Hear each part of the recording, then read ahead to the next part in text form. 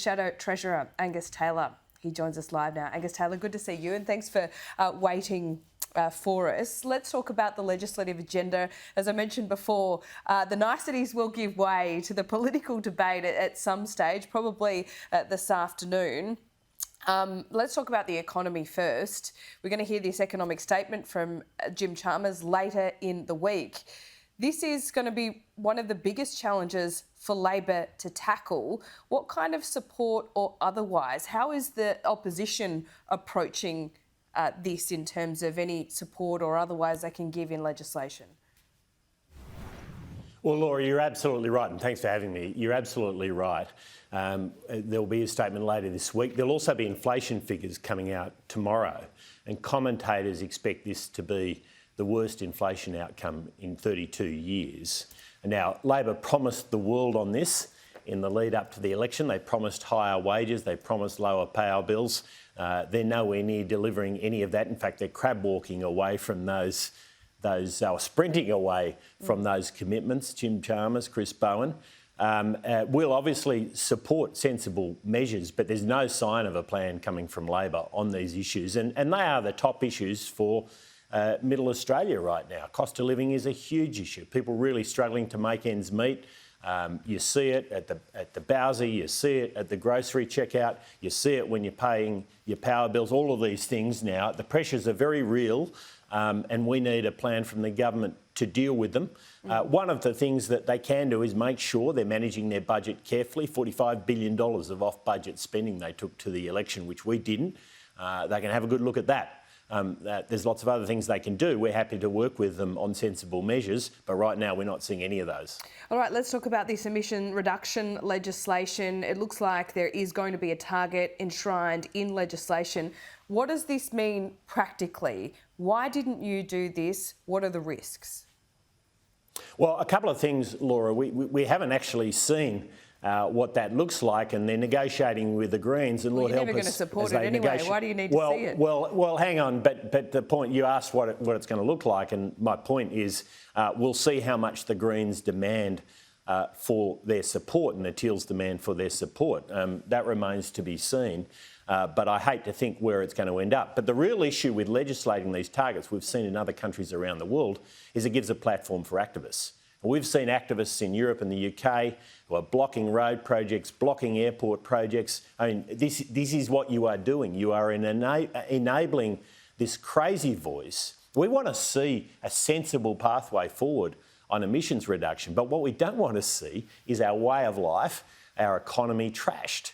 And the reality is that this legislation does give a platform for those activists. We've seen that elsewhere, and that's why we're opposed to it.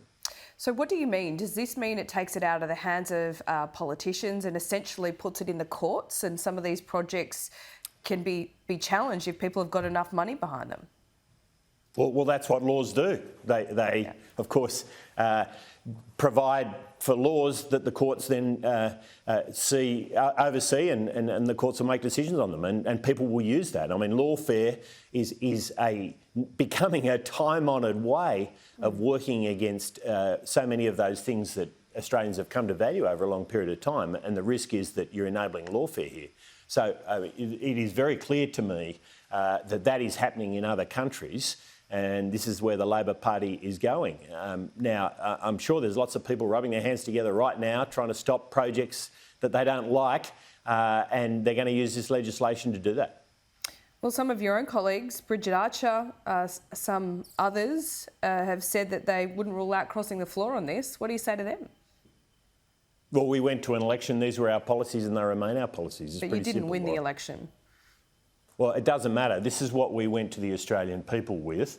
This is our position. It's very clear. And I don't think Liberals believe in giving platforms to activists in the way that we've seen happening in other countries. I mean, this is not the way to resolve these issues. Look, bringing down emissions is an important activity. It's an important part of government. Liberals believe that you can do this in a sensible way, using technology, deploying the emerging technologies. We've seen record levels of investment in solar, household solar, and renewables more generally in Australia, one of the highest levels of investment in renewables in the world and the highest level of household solar investment in the world. It's remarkable achievements. We've outperformed countries across the globe on reducing our emissions, but we've done it in the way the Liberal Party does, which is encouraging people to get on with it, sensible policies, sensible investment in R&D, but not creating laws that give a platform to activists.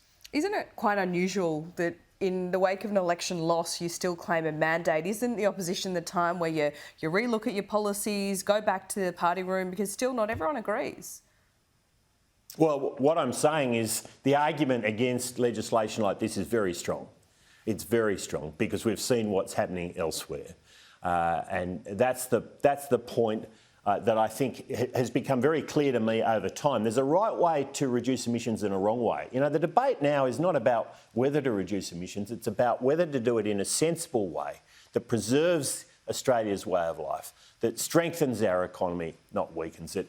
Or indeed, you go down the path of saying, look, we're happy to trash the economy, we're happy to trash our way of life. I know what the predominant coalition view is on this, and of course I shepherded that view through before the election. And I'm very confident that there is a strongly held view about that in our joint party room. So let's get on with it. Hold our position. It was a good position, a strong position, and that's certainly where we sit. If you say it's just about getting emissions down, not if you do it, is there a scenario which you could envisage, Angus Taylor, in the next 3 years while in opposition, you come to a position that you could be more ambitious by 2030? Well, you know, Laura, the reality of the history of our achievements in government on emissions is that we've always improved our position every year through the projections that we've published. We had a very standard process. We would put out projections each year. We continue to outperform. We meet and beat. And that's been the great Liberal Party tradition on this. Now, others like to virtue signal in advance and give platforms to activists. That's never been our approach. We think there's a sensible way through this, and that sensible way through it has worked. The facts are very clear on this. It has worked. So I think that's the right policy. It's worked for us. Let's stick with it. Angus Taylor, we'll leave it there today. We'll check in with you soon. Thanks so much. Good on you. Thanks, Laura.